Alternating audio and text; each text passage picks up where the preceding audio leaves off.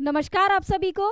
आज हम CHSL descriptive के एग्ज़ाम के बारे में तैयारी करेंगे। CHSL एग्ज़ाम डिस्क्रिप्टिव जैसा कि आप जानते हैं कि जल्दी ही आने वाला है, तो आज हम कुछ ऐसे पॉइंट्स को लेकर मैं आपके साथ आई हूँ सो दैट ये लास्ट मोमेंट की आपकी तैयारी है और आप अपने एग्ज़ाम की बेस्ट प्रिपरेशन यहाँ पर कर पाएंगे। देखिए, एग्ज़ाम से पहले हम सबको कन्फ्यूजन रहता है कि कैसा एग्ज़ाम होगा, उसका क्या पैटर्न रहेगा, किस तरह के क्वेश्चन हमारे सामने आ सकते हैं, या किस तरह से हम उसकी अभी से प्रिपरेशन करें सो दैट हम अपना एग्ज़ाम अच्छे से अच्छा दे पाएँ। देखिए, आप लोग ऑलरेडी प्रिपेयर कर रहे हैं, यू नो वेल कि 18 नवंबर को ही एग्ज़ाम है। तो I'm Aditi Rastogi welcome you all to the YouTube channel of result Guru. और यहाँ पर मैं आपको बताने वाली हूँ कि लास्ट मोमेंट पे आपको वो कौन से की पॉइंट्स हैं जो आपको अपने माइंड में रखने हैं सो दैट आप अपना एग्ज़ाम बेस्ट तरीके से प्रिपेयर कर पाएँ। तो देखिए, अगर हम डिस्क्रिप्टिव पेपर की थोड़ी सी बात करें जो CHSL 2 का है, CHSL टायर 2 का है, और आप अच्छे से जानते हैं कि ये पेपर आपका होने वाला है 18 नवंबर को। तो इसके पैटर्न के बारे में हम यहाँ पर डिस्कस करेंगे। एज यू नो वेल कि 18th ऑफ नवंबर को आप 18th ऑफ सितंबर को आपका एग्ज़ाम है और 18 सितंबर के लिए ही आपको ये तैयारी करनी है। बिल्कुल आपके पास कुछ ही दिन बाकी हैं, तो आप ये देख सकते हैं कि लास्ट मोमेंट तैयारी है जो हम यहाँ पर डिस्कस करने वाले हैं। मैं एक बार आपको पैटर्न को रिवाइज कराऊंगी कि इसमें कैसे क्वेश्चंस आपको मिलने वाले हैं सो दैट आप अपना बेस्ट दे पाएँ। सेकेंडली, यहाँ पर हम एक और चीज़ पढ़ेंगे कि हम कौन से टॉपिक्स हैं जो एक्सपेक्टेड टॉपिक्स हैं जो आ सकते हैं, जो लास्ट मोमेंट पे भी आप उससे रिलेटेड की पॉइंट्स अपने कर पाएंगे। इनफैक्ट मैं यहाँ पर आपको एग्ज़ाम का एक एग्ज़ाम शीट को भी मैं आपको दिखाऊंगी कि एग्जैक्ट एग्ज़ाम शीट कैसी होती है और उसमें आपको कैसे फिल करना है। देखिए, हम लोग एस्से और लेटर अच्छे से लिखना जानते हैं, हम लोग की पॉइंट्स भी लिखना जानते हैं, बट क्या आप ये जानते हैं कि CHSL में वर्ड लिमिट भी होती है और हमें उस वर्ड लिमिट के तहत ही अपने आंसर्स को लिखना होता है। वो सारी चीज़ें कि क्या क्या वर्ड लिमिट होती है, किस तरह के क्वेश्चंस आते हैं, कितने चॉइस होती हैं, all of that we are going to discuss in this class only। तो पेशेंस बनाए रखिए और एक एक चीज़ बहुत ध्यान से सुनिए, this will definitely help you out. तो देखिए, सबसे पहले हम बात कर लेते हैं पैटर्न की कि हमारा एग्ज़ाम का पैटर्न कैसा रहता है। सबसे पहले तो ये जानना ज़रूरी है आपके लिए कि जो आपका एग्ज़ाम है that will be in writing mode. Obviously आपका डिस्क्रिप्टिव एग्ज़ाम है, ये आपका राइटिंग मोड में रहने वाला है, मतलब पेन एंड पेपर बेस्ड है। पेन आप अपना ही लेकर जाएंगे, पेपर वो आपको अपना देंगे, बस आपको क्या करना है क्योंकि उसमें लिखना होता है तो इसलिए ये एक रिटन बेस्ड एग्ज़ाम है। ये आपको ऑनलाइन नहीं लिखना है, इट इज़ ऑफलाइन मोड, मतलब आपको पेन से ही लिखना है, ये पेन एंड पेपर बेस्ड है। देन हिंदी और इंग्लिश की चॉइस है। देखिए, यहाँ पर एक बात सबसे अच्छी है, बहुत बार क्या होता है जब एस्से लिखने होते हैं कि ये हिंदी में एस्से लिखना है या इंग्लिश में एस्से लिखना है, and if you have the choice कि मुझे एस्से को इंग्लिश में लिखना है या हिंदी में लिखना है, तो वहाँ पर मेरे लिए सबसे बड़ा बेनिफिट क्या है, आप खुद सोचिए। मैं अगर अपने व्यूज़ को एक्सप्रेस करना चाहती हूँ तो बहुत बार ऐसा होता है कि मैं इंग्लिश में इतनी बातें नहीं बोल सकती जितना कि मैं हिंदी में बोल सकती हूँ। क्यों? क्योंकि मेरी मातृभाषा है। हाँ, आई नो वेल कि मुझे इंग्लिश आती है, मैं जानती हूँ मैं इंग्लिश में भी लिख सकती हूँ, लेकिन मेरे लिए शायद मेरे हिसाब से मैं जितने थॉट्स अपने हिंदी में एक्सप्रेस कर सकती हूँ उतने शायद मैं इंग्लिश में नहीं कर सकती। लेकिन कुछ टॉपिक्स ऐसे भी हैं जहाँ पर जो मुझे टर्म्स हैं, फैक्ट्स हैं, वो इस तरह से पता है कि मैं उन्हें इंग्लिश में तो एक्सप्रेस कर सकती हूँ लेकिन हिंदी में नहीं एक्सप्रेस कर सकती। अच्छा दोस्तों, आपने कभी एक्सटेम्परी कॉम्पिटिशन के बारे में सुना है, जहाँ पर आपको all of a sudden randomly एक टॉपिक दे दिया जाता है, आप उसके बारे में थोड़ी देर के लिए सोचते हैं और फिर उसके बारे में आप बोलना शुरू कर देते हैं। तो यहाँ पर भी सेम वही पैटर्न है जो आपके माइंड को एकदम एक्सेस करने वाला है, जिसे हमें यहाँ पर इम्प्लाई करना है या फिर आप कह सकते हैं अप्लाई करना है, इम्प्लीमेंट करना है। कैसे? हिंदी और इंग्लिश की चॉइस होगी। सबसे पहले आपको ये देखना है कि टॉपिक कौन सा गिवन है और उसमें ही आपको सोच लेना है कि क्या मैंने इसके बारे में पहले पढ़ा है, और अगर पढ़ा है तो मैं इसके बारे में किस लैंग्वेज में लिख सकता हूँ या लिख सकती हूँ।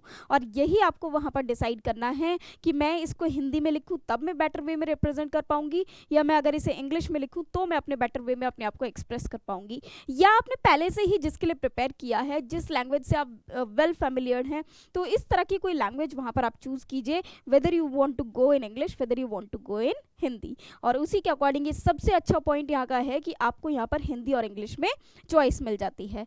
लेकिन यहाँ पर एक और टॉपिक है, दैट इज़ वर्ड लिमिट। यहाँ पर वर्ड लिमिट एक ऐसा पार्ट है, क्योंकि आपको वर्ड लिमिट गिवन है कि आपको इतने ही शब्दों में अपनी फीलिंग्स को, अपने वर्ड्स को, अपने अंदर जो भी छुपा है उसको एक्सप्रेस करना है इस टॉपिक से रिलेटेड। तो आपको ये भी ध्यान रखना होगा कि मैं इन वर्ड लिमिट्स को क्रॉस ना कर जाऊं, तभी आपकी जो प्रेजेंटेशन होगी वो काउंट की जाएगी and it will be better for you all. Word limit को किसी भी हाल में एक्सीड नहीं करना है। एक्सीड कब कर सकते हैं वो अभी हम देखेंगे कि कितने पॉइंट्स ऐसे हैं जो आप इंक्रीज और डिक्रीज कर सकते हैं। तो फिलहाल word limit is also there, तो ये आपको माइंड में अभी से बिठा लेना है अपने। No choice will be given in the question, yes of course. आपको सिर्फ और सिर्फ एक ही क्वेश्चन मिलता है एस्से का, और एक ही टॉपिक मिलता है आपको लेटर का। कोई भी चॉइस उसमें गिवन नहीं होती। जैसे कि हमने स्कूल में देखा है, हमको 4 और 5 टॉपिक्स दे दिए जाते थे, उनमें से एक चूज करने के लिए कहा जाता था।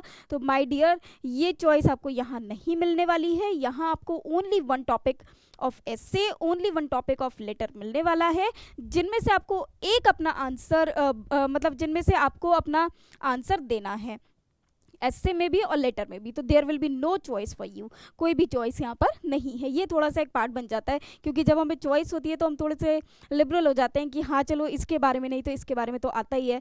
लेकिन यहाँ जो टॉपिक होंगे, क्योंकि उसमें चॉइस नहीं है, तो वहाँ पर आपको जो भी टॉपिक होगा उसके बारे में ही लिखना होगा। अब ये एक्सपेक्टेड है कि जो भी टॉपिक आएगा, सपोज कीजिए आपने उसके बारे में पढ़ा हुआ है, तो आपके लिए बल्ले बल्ले हो जाएगी, क्योंकि आप जानते हैं कि इसके बारे में आप बहुत सारे पॉइंट्स लिख सकते हैं। यही वजह है कि हमें एक नहीं बहुत सारे टॉपिक्स को प्रैक्टिस पहले से ही करना है। इनफैक्ट अगर हम उनके लिखने की प्रैक्टिस नहीं करते तो हमें उनको एक बार गो थ्रू करना है, उनको एक बार पढ़ना है। और क्या चीज़ें हो सकती हैं इसमें, एस्से राइटिंग। आप जानते हैं, देखिए टॉपिक्स कौन से आने वाले हैं, एस्से राइटिंग आने वाला है और लेटर और एप्लीकेशन राइटिंग आने वाली है। तो आपको वहाँ पर एक लेटर मिलने वाला है, लेटर या एप्लीकेशन में से कोई भी एक चीज़ मिल सकती है। एस्से राइटिंग भी आपको मिल सकती है, एस्से मतलब निबंध जो आप जानते ही हैं, और letter application. One more thing, यहाँ पर प्रेसी वाला क्वेश्चन भी एक्सपेक्ट किया जा रहा है, लेकिन प्रेसी की अगर हम बात करें तो प्रेसी जनरली गिवन नहीं होता, बट सीजीएल ने भी लास्ट ईयर इसमें एक प्रेसी को दिया था। तो ये एक्सपेक्टेड है, मे बी पॉसिबल सीएचएसएल भी वो प्रेसी दे सकते हैं। तो we should be prepared for it. हम लोगों को प्रिपेयर रहना है, सो दैट अगर हमारे पास कोई ऐसी चॉइस आ जाती है या ऐसा वर्ड आ जाता है, प्रेसी लिखा हुआ है वहाँ पर, लेटर नहीं है, तो हमें उसके लिए भी पहले से ही प्रिपेयर्ड रहना होगा। Now move to the next slide now. अब हम यहाँ पर समझेंगे कि हमें कितनी वर्ड लिमिट गिवन होती है, तो कितने वर्ड्स में हमें अपना एस्से और कितने वर्ड्स में हमें अपना लेटर लिखना है। तो आइए दोस्तों इसको भी देख लेते हैं एक बार। हमें टॉपिक्स ऑब्वियसली पता है कि क्या मिलने वाला है, एस्से मिलने वाला है और एक हमें लेटर एप्लीकेशन राइटिंग मिलने वाला है। ओके, एस्से राइटिंग जो मिलेगा, अब देखिए एस्से में जो वर्ड लिमिट होती है वो होती है 200 to 250 वर्ड्स। ये आपको ध्यान में रखनी है कि ये सिर्फ 200 या 250 मतलब 200 से 250 वर्ड्स के अंदर अंदर ही आपका एस्से आ जाना चाहिए। Word should not move beyond it. इनसे बियॉन्ड आपके वर्ड्स नहीं जाने चाहिए। ऐसा बोला जाता है कि आप 25% तक बढ़ा या घटा सकते हैं, लेकिन उससे ज़्यादा आप एक्सीड ना करें। अगर इन केस कभी भी ऐसा होता है कि भाई मुझे इससे ज़्यादा बढ़ सकते हैं मेरे, तो आप 25% उसको मोर और लेस कर सकते हैं, बट कोशिश कीजिएगा कि ना करें, और उससे ज़्यादा तो बिल्कुल ही ना करें, है ना। अब इतने वर्ड्स आपको रखने हैं, इससे ज़्यादा आपको नहीं जाना है। और लेटर में जो वर्ड लिमिट रहती है वो रहती है 150 से 200 वर्ड्स, मतलब 150 to 200 वर्ड्स ओनली, सिर्फ और सिर्फ। और देखिए लेटर में कोई बहुत ज़्यादा आपको राम कहानी तो लिखनी नहीं है, वहाँ पर बहुत सारी बातें तो आपको बतानी नहीं है, सिर्फ टू द पॉइंट्स वहाँ पर बातें बतानी है कि हमने ये किया वो किया, या किसी को भी। अब लेटर फॉर्मल भी हो सकता है, इनफॉर्मल भी हो सकता है। फॉर्मल में आपको पता है कि आपको सिर्फ इतना ही पोर्शन लिखना होता है, इनफॉर्मल में कभी कभी बातें ज़्यादा हो जाती हैं, लेकिन फिर भी आपको कोशिश करनी है कि कम शब्दों में आप ज़्यादा बातों को एक्सप्रेस कर पाएं। दोनों ही क्वेश्चन मैक्सिमम 100 मार्क्स के होंगे, मतलब 50 मार्क्स ईच। आप बोल सकते हैं कि 50 मार्क्स और ये भी हो जाएगा आपका 50 मार्क्स का, है ना। तो 50 मार्क्स ईच हम देख सकते हैं। और टाइम आपको 1 आवर ही मिलने वाला है, मतलब 60 मिनट्स। अब ये 60 मिनट्स ईच नहीं है, ये 60 minutes for both the questions है, मतलब हाफ आवर आप बोल सकते हैं दोनों के लिए। बट ये ऐसा नहीं है कि हाफ एन आवर आपको डिवाइडेड है, no, it is not distributed at all. आपको ही देखना होगा कि आपको किस में कम टाइम स्पेंड करना है और किस में आपको ज़्यादा टाइम स्पेंड करना है। यहाँ पर माइंड में एक बात आती है, देखिए एस्से को लिखने के लिए आपको 250 वर्ड्स चाहिए, लेकिन लेटर को लिखने के लिए आपको सिर्फ 150 टू 200 वर्ड्स ही चाहिए। मतलब मैं अगर बात करूँ ज़्यादा से ज़्यादा की, तो 200 शब्द लेटर के लिए और 250 शब्द आपके एस्से के लिए हो गए। तो आप खुद ही सोचिए कि 250 शब्दों को लिखना थोड़ा सा ज़्यादा टाइम लेगा एंड 200 शब्दों को लिखना थोड़ा सा कम टाइम लेगा। तो आपको ये पहले से ही स्ट्रेटेजी मेंटेन करनी होगी कि लेटर में आप एज कंपेयर टू एस्से थोड़ा कम टाइम स्पेंड करें और एस्से में आप पॉइंट को, अपने जो टाइम को ज़्यादा से ज़्यादा स्पेंड करें। वन मोर थिंग, जब हम टॉपिक्स को देखते हैं उसी वक्त हमारे माइंड में थोड़ा सा ये आइडिया हो जाता है कि हमने इन दोनों में से किसके बारे में हमें बेटर नॉलेज है। मे बी पॉसिबल हमें दोनों के बारे में अच्छी नॉलेज हो, मे बी पॉसिबल हमें एक के बारे में तो अच्छी नॉलेज हो लेकिन दूसरे के बारे में अच्छी नॉलेज ना हो। इन सब को देखते हुए हमें एक बात का ध्यान रखना है कि हमारी जो नॉलेज है दोनों को लेकर, वो कहीं ना कहीं अगर एक में कम एक में ज़्यादा है तो आप पहले वो टॉपिक चूज़ कीजिए जिसमें आपको नॉलेज बहुत अच्छी है, और बाद में उस टॉपिक को चूज़ कीजिए जिसमें आपकी नॉलेज थोड़ी सी कम है या बिल्कुल नहीं है, क्योंकि आपको उसमें सोचने के लिए बहुत ज़्यादा टाइम चाहिए।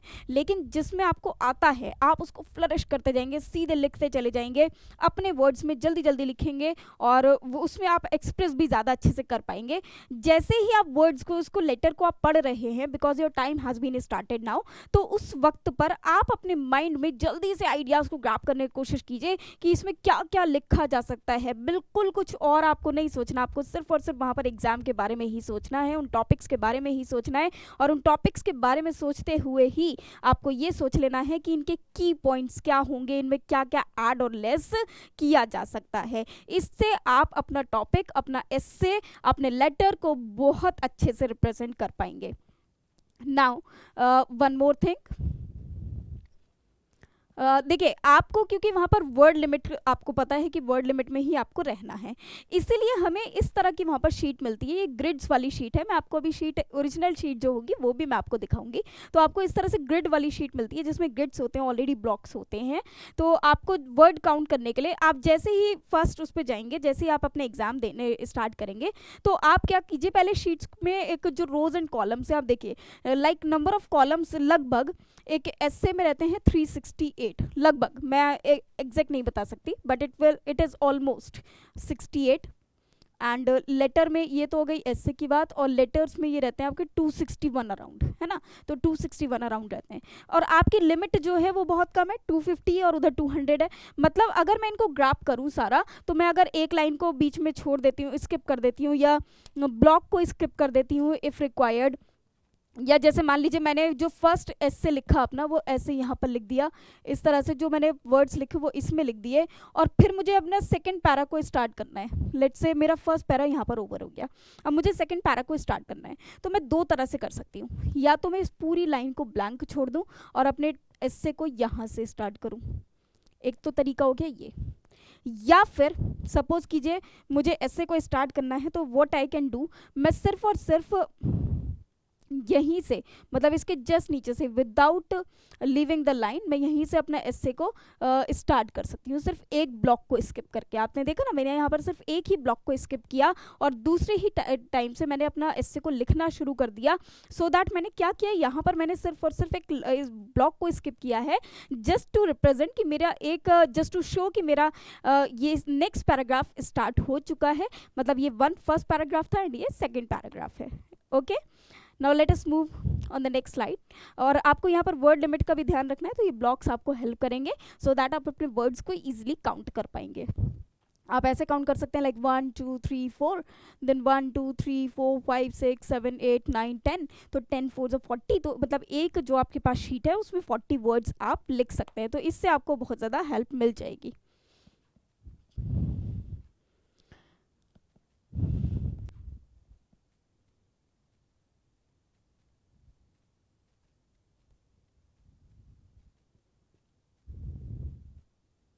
यस। अब देखिए, अब माइंड में आता है कि हम पहले क्या लिखें, पहले क्या हम लेटर लिखें या क्या हम पहले एस्से लिखें। तो माय डियर, मैंने आपको पहले ही ये बात बताई, आप सिर्फ पॉइंट्स को देखते ही, टॉपिक्स को देखते ही पहले ये डिसाइड कीजिए कि आपको बेटर नॉलेज किसका है, whether it is for essay और whether it is of letter. तो आपने कुछ जिसका पहले एक अच्छा आपको नॉलेज है, आप उसी टॉपिक को सिलेक्ट कीजिए और उसी टॉपिक पर आप पहले लिखिए, क्योंकि वो आपके लिए कम टाइम लेगा और ज़्यादा टाइम वो लेगा जिसके बारे में आपको बिल्कुल भी नॉलेज नहीं है। बहुत बार लोग एस्से लिखने में बहुत ज़्यादा इंटरेस्टेड होते हैं, तो दे शुड गो फॉर एस्से, क्योंकि एस्से में वो अपने आप को एक्सप्रेस कर पाएंगे। लेकिन हाँ, ऐसा ना हो कि आप ऐसे लिखते लिखते खो जाएं और ये भूल जाएं कि आपको लेटर भी लिखना है। तो आपको एक वहाँ पर टाइम लिमिट को अपने सेट करके चलना होगा, सो दैट आप अपना पेपर कंप्लीट कर पाएँ और अच्छे से अच्छा उसमें रिप्रेजेंट कर पाएँ। तो आपको सबसे पहले जो बात दिमाग में रखनी है वो क्या है, choose the question which you are going to attempt first. सबसे पहले आपको यही करना है कि आपको चूज करना है कि आप कौन सा क्वेश्चन सबसे पहले अटेम्प्ट करने वाले हैं। Now the second thing, analyse the topic. आप टॉपिक को एनालाइज कीजिए। एनालाइज कीजिए मतलब टॉपिक को पढ़कर आप अच्छे से ध्यान से सोचिए कि मैं इस पर क्या लिख सकता हूँ, like we do in extempore competition as well. Extempore competition की तरह ही जैसे ही आपको वो टॉपिक मिला, take a pause, take a breath and सोचिए उसके बारे में कि मैं एक लंबी सांस लीजिए, टेक अ लॉन्ग ब्रेथ, और उसमें एक सोचिए कि मैं इसके बारे में क्या क्या की पॉइंट्स लिख सकती हूँ या लिख सकता हूँ। अवॉइड राइटिंग शेर व शायरी, है ना, शेर व शायरी को अवॉइड कीजिए। कोट्स को लिखना बहुत लिमिट, मतलब अवॉइड ही कर दीजिए। बट हाँ, यहाँ पर जो आपके लिए सबसे ज़्यादा ज़रूरी है वो है ईडियम्स एंड फ्रेजेस का यूज़ करना, वन वर्ड सब्सटीट्यूशन का यूज़ करना, या ऐसी वोकैबुलरी का यूज़ करना जो सारे वर्ड के लिए कोई एक ही वर्ड हो। सारे वर्ड्स के लिए कोई एक ही वर्ड अगर बना हो तो ऐसे वर्ड्स को अगर आप कोड करोगे तो उससे क्या होता है ना कि आपकी जो वर्ड लिमिट है वो कम रहती है और आप अपने आप को बहुत ज़्यादा एक्सप्रेस कर पाते हैं। तो आपको अच्छी खासी वोकैबुलरी का यहाँ पर यूज़ करना होगा, जैसे कि यहाँ पर लिखा हुआ भी है, यूज परसुएसिव वोकैबुलरी और you can say catchy vocabulary.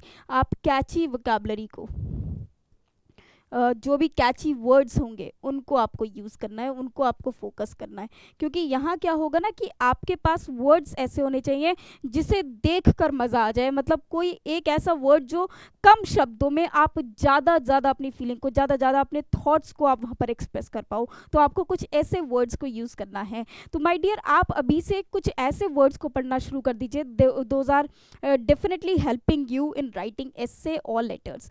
Basically एस्से में ऐसा ज़रूर होना चाहिए।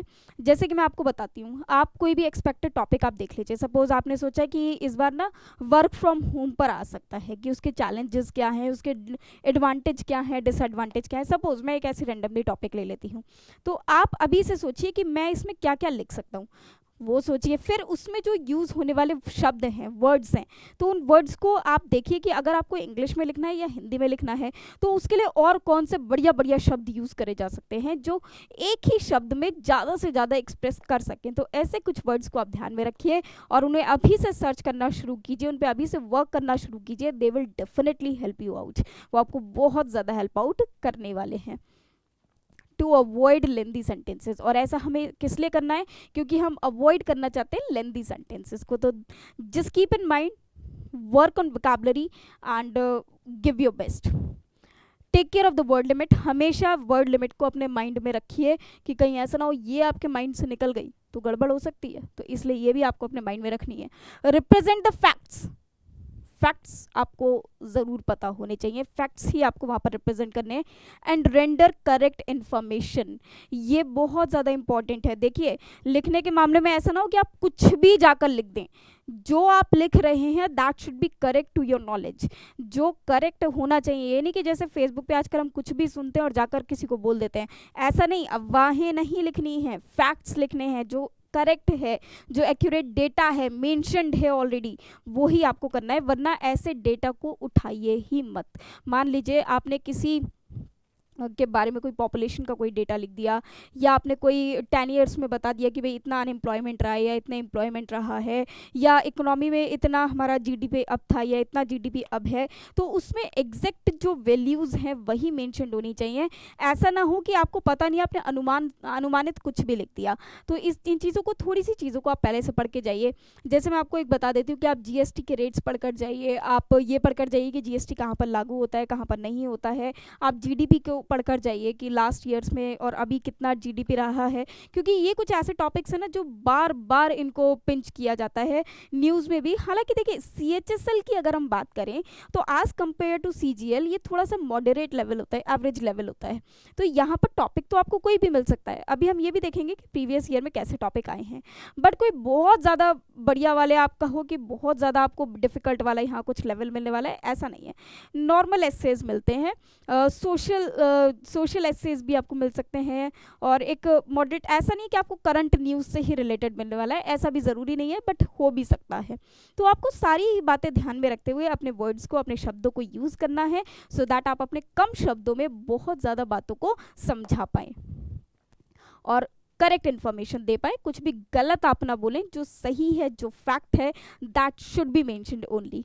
Avoid repetition of words, now very very important, क्योंकि आप जानते हैं कि आपको ग्रिड्स गिवन है, आप जानते हैं कि आपके पास वर्ड्स लिमिट है, तो आपको कभी भी अवॉइड करना है वर्ड्स के रिपीटेशन को, मतलब वर्ड्स रिपीट ना हो, इस बात का आपको खास ध्यान रखना है। इससे क्या होगा कि हमको आपकी जो वर्ड लिमिट है वो कहीं ना कहीं जगह घेरेंगे वर्ड्स, और ज़्यादा वर्ड, एक ही वर्ड को अगर बार बार यूज़ करेंगे तो वो इतना ज़्यादा एक्सप्रेस नहीं कर पाएगा। ऐसा ना हो कि आपने एक ही लाइन को 10 तरह से लिख दिया।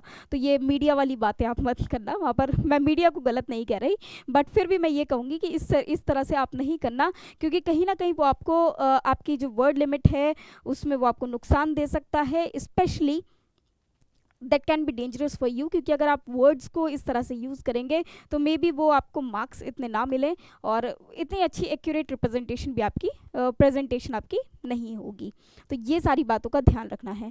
अब हम नेक्स्ट सेशन में डिस्कस करेंगे कुछ इंपॉर्टेंट टॉपिक्स, जो कि पहले तो हम वो टॉपिक्स को डिस्कस करेंगे जो प्रीवियस ईयर में ऑलरेडी आ चुके हैं, फिर हम उन टॉपिक्स के साथ वापस आएंगे जो हमारे एक्सपेक्टेड टॉपिक्स हैं। तो वो सारे टॉपिक्स मैं आपके साथ डिस्कस करूँगी, बने रहिए मेरे साथ।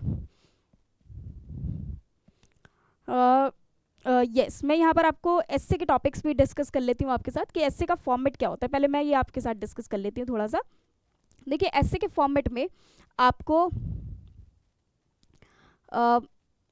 देखिए, एस्से का जो फॉर्मेट होगा आपको बस इतना ध्यान रखना है कि एस्से के फॉर्मेट में सपोज सबसे पहले आपको एक इंट्रोडक्शन मिल जाता है,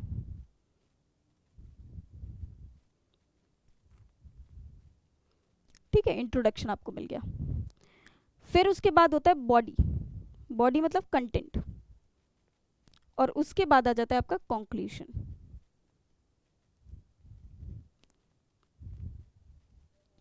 तो सपोज कीजिए हमारे पास ये 3 फैक्ट्स हैं, 3 पॉइंट्स हैं। एक तो हमारे पास इंट्रोडक्शन, फिर एक है हमारे पास बॉडी कंटेंट जिसे आप बोल सकते हैं, जो हम अपना कंटेंट देने वाले हैं, और उसके बाद आ जाता है कंक्लूजन मतलब द एंड, द क्लाइमैक्स। अब इंट्रोडक्शन की अगर हम बात करें तो introduction what you can do कि अब क्योंकि आपके पास एस्से में कितने वर्ड्स हैं, 250 वर्ड्स हैं। Now what you can do कि इंट्रोडक्शन में आप 50 वर्ड्स का इंट्रोडक्शन रखिए, मतलब not more than that. Conclusion भी आप 50 वर्ड्स का ही लिखिए। इतना क्लियर हो रहा होगा, इतना समझ में आ रहा है ना, इतना दिख पा रहा है, ओके। तो आपने कितना करा कि 50 वर्ड तो रखे आपने इंट्रोडक्शन में एंड 50 वर्ड रखे आपने कंक्लूजन में। नाउ रिमेनिंग बॉडी कंटेंट के लिए आपको सोचिए कितने वर्ड्स मिल गए, 50 एंड 50 100 हो गए। अब 250 वर्ड्स और 100 वर्ड्स ऑलरेडी डन है, तो आपको यहाँ पर 150 वर्ड मिल जाते हैं, एंड आई थिंक 150 वर्ड्स में आप बॉडी कंटेंट अपना बहुत अच्छे से लिख सकते हैं। मतलब अगर मैं एस्से को इस तरह से बाइफरकेट करूँ, आप कोशिश कीजिए कि इंट्रोडक्शन को इससे ज़्यादा लेंथी ना बनाएं, फिर भी अगर आपको लगता है तो आप एक थोड़े से वर्ड्स को और ऐड कर सकते हैं, बट फिर भी मैं ये आपको एडवाइस करूंगी कि आप 150 वर्ड्स अपने कंटेंट के लिए रखें ही रखें, क्योंकि वहाँ पर आपको एक्सप्रेस ज़्यादा करना होगा। इंट्रोडक्शन में आपने जैसे थोड़ा सा उसके बारे में कुछ समझा दिया, जैसे मान लीजिए अमृत महोत्सव के बारे में बताया गया, तो अमृत महोत्सव है क्या, किसने शुरू किया, कब से शुरू हुआ, ये उसका इंट्रोडक्शन हुआ। अब इसके बारे में एक्सप्रेस करना, अब ये जो टॉपिक है ना, ये बहुत ही हॉट टॉपिक है आजकल का, तो ये इसके बारे में बहुत कुछ पूछा जा सकता है, कब तक ये चलेगा, कब तक नहीं चलेगा, इसमें का कब से इसकी शुरुआत हुई, इसके तहत क्या क्या होता है, क्यों हम अमृत महोत्सव मना रहे हैं। पीएम मोदी जी ने जैसे हमको कहा कि आप अपनी डीपीज़ को चेंज करने के लिए उस पर अपना फ्लैग लगा लीजिए, नेशनल फ्लैग जो हम सबका एक प्राइड है, तो वो सारी चीज़ें कहीं ना कहीं आप उसमें मेंशन कर सकते हैं। अमृत महोत्सव में एक्सप्रेस करने के लिए बहुत कुछ है, तो मेरे फ्रेंड्स हमेशा तैयार रहिए इस चीज़ को लिखने के लिए। तो आप एस्से की बॉडी आप इस तरह से फॉर्मेट कर सकते हैं, this will definitely help you out. I think इतना अगर आप करेंगे ना, तो आपका एस्से बहुत अच्छा होने वाला है। अगर आपको लगता है कि आप इंट्रोडक्शन और कंक्लूजन को और ज़्यादा कम शब्दों में एक्सप्रेस कर सकते हैं, जैसे कंक्लूजन है, अगर मैं कहूँ तो किसी किसी टॉपिक में 25 शब्दों में ही आपका एंड हो सकता है, तो आप इसे भी कर सकते हैं। तो this will definitely help you out, और आपको ज़्यादा से ज़्यादा वर्ड्स मिल जाएंगे अपने बॉडी कंटेंट के लिए। इस तरह से आपको रखना है ना। आपको इंट्रोडक्शन और कंक्लूजन हेडिंग नहीं डालनी है, हेडर्स नहीं डालने हैं, आपको सिर्फ और सिर्फ वहाँ पर क्या करना है, सिर्फ उसको एक्सप्रेस करना है।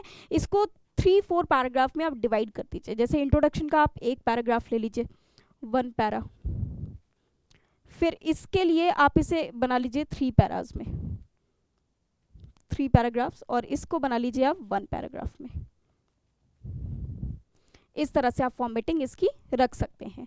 और इसके 3 पैराज ज़रूरी नहीं कि 50-50 वर्ड्स के रखेंगे, ऐसे आगे पीछे रखिए, जैसे कुछ लिखिए 40 वर्ड्स का, कोई रखिए 60 वर्ड्स का, तो फिर कोई रखिए 35 वर्ड्स का या 30 वर्ड्स का।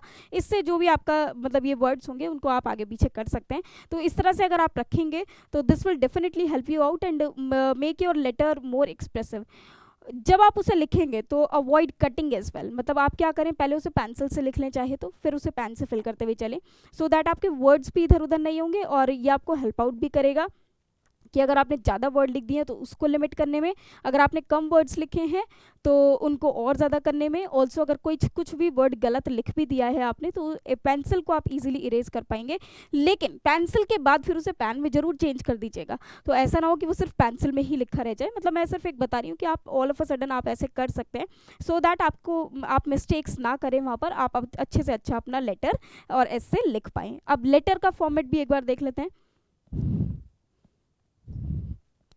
देखिए, लेटर हमारे 2 तरह के होते हैं, एक फॉर्मल और एक इनफॉर्मल।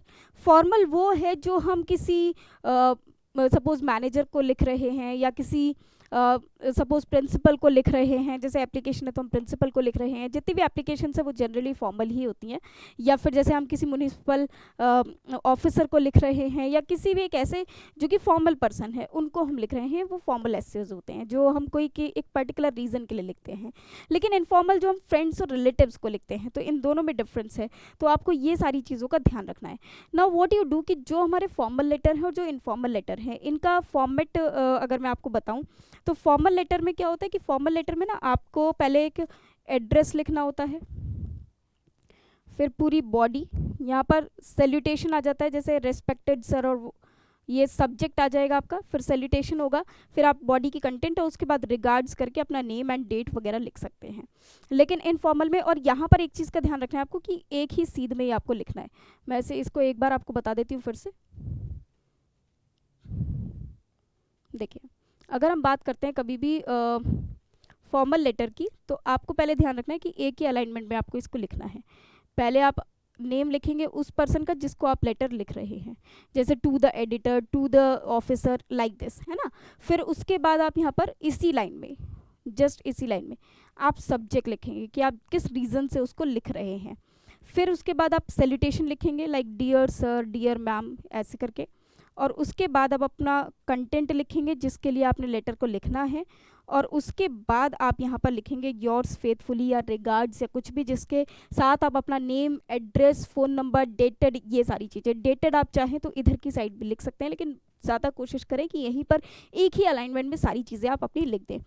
इनफॉर्मल में कुछ आपने अपना अपना जो एड्रेस है वो यहाँ लिखा, फिर जिसको एड्रेस लिखना है उसको यहाँ लिखा, फिर आप अपने सैल्यूटेशंस देंगे। यहाँ पर आपको सब्जेक्ट लिखने की रिक्वायरमेंट नहीं है, आपको सिर्फ सैल्यूटेशन देना है। देन आप आपने अपनी कंटेंट को लिखा, और कंटेंट के बाद यहाँ पर अब आप आ गए yours lovingly, yours faithfully, yours या रिगार्ड्स, इस तरह से आपने दे दिया। इसको आप यहाँ भी लिख सकते हैं एज वेल एज यहाँ भी लिख सकते हैं। तो ये चीज़ आपको ध्यान रखनी है। फॉर्मल इनफॉर्मल का लेटर के फॉर्मेट भी, फॉर्मल इनफॉर्मल लेटर्स भी आपको बहुत सारे मिल जाएंगे। आपको सिर्फ एक बार देखना है कि इसको कैसे लिखा जाना चाहिए। ये हमारे आज का पूरा टॉपिक था, ये इस सेशन का। नेक्स्ट सेशन को हम आपके साथ डिस्कस करेंगे, जिसमें मैं आपके साथ कुछ एक्सपेक्टेड टॉपिक्स को डिस्कस करूंगी जो कि आपके एग्जाम में आ सकते हैं, और कुछ ऐसे भी पॉइंट्स को डिस्कस करेंगे जिस तरह से हमारे ऐसे लिखे जाने चाहिए, और जो प्रीवियस ईयर में जो टॉपिक्स आए थे उनको भी हम एक बार देखेंगे। Well, thank you very much, that's all for today. नमस्कार आप सभी को, बने रहिए मेरे साथ नेक्स्ट सेशन में भी, ताकि हम देख पाएँ कि हमारे एग्जाम में किस किस तरह का पॉइंट्स को जाना जाएगा और किस तरह के पॉइंट्स आ सकते हैं। तो सारे टॉपिक्स जो एक्सपेक्टेड हैं, जो ऑलरेडी आ चुके हैं, उन पर भी हम फोकस करेंगे। नमस्कार।